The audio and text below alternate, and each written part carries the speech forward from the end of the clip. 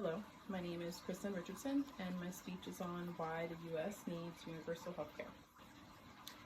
Privatized healthcare in this country has become nothing but a money-making machine, and middle-class Americans are paying the ultimate price.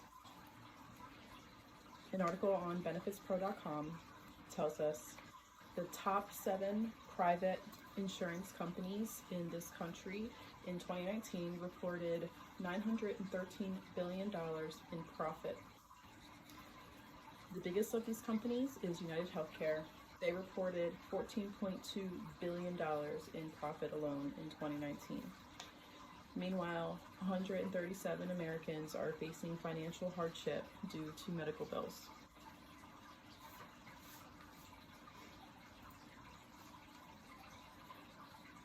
$45,000 Americans die annually due to being underinsured and avoiding medical care, according to theguardian.com.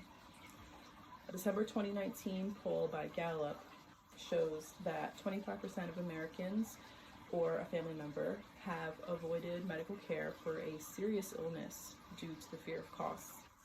56% of Americans have at least one financial hardship due to medical bills. I would be in that 56%, and I'm sure others can relate.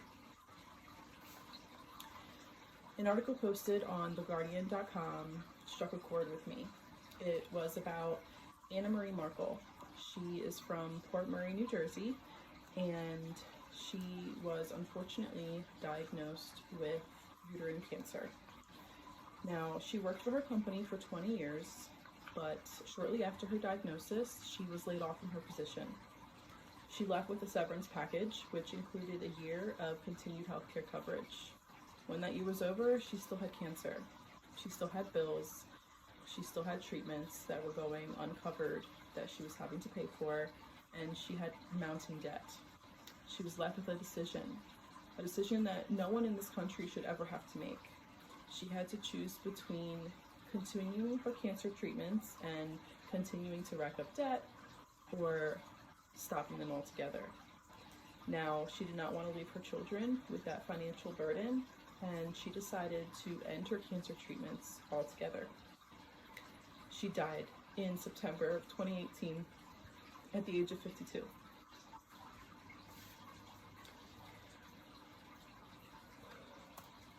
This brings me to my next point. What is Medicare for All?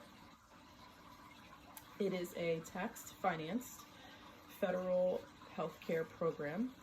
It is meant to replace private insurance, and it would also replace our current Medicare in progress now.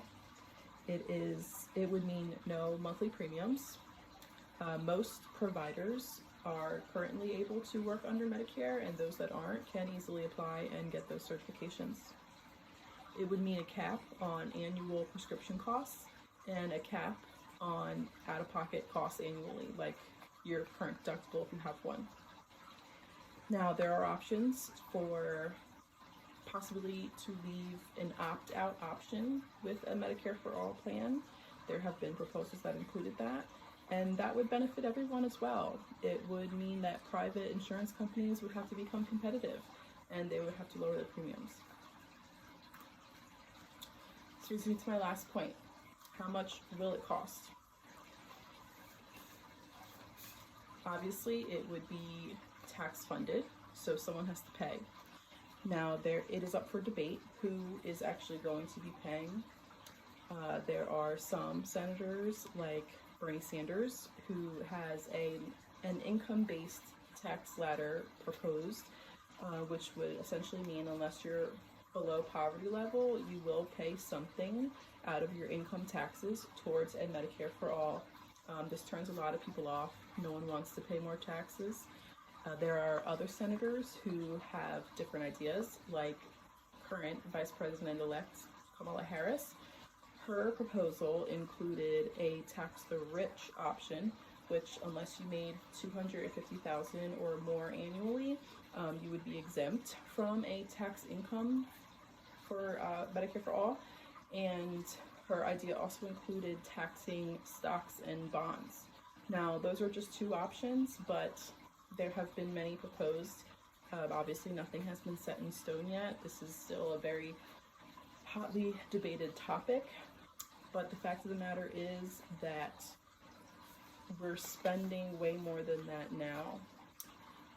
An article on WashingtonPost.com, economists agree that even with paying more taxes, the average middle-class American will save $3,000 a year with a Medicare for All option.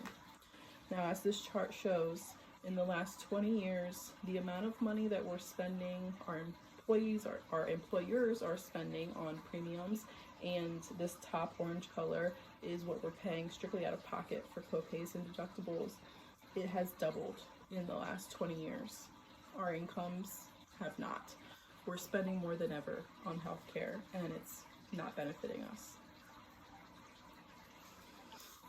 In conclusion, there are still 27.5 million Americans that are uninsured right at this moment.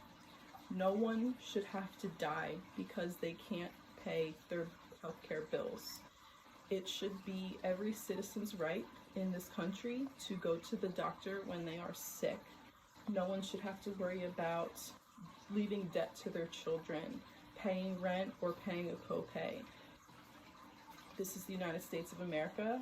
I believe we can do better as a nation, and I implore my fellow classmates to do your own research and see the numbers out there, and I think you'll see that it is truly a benefit for us all to just care a little more and not have to worry about someone dying because they don't make enough money. Thank you.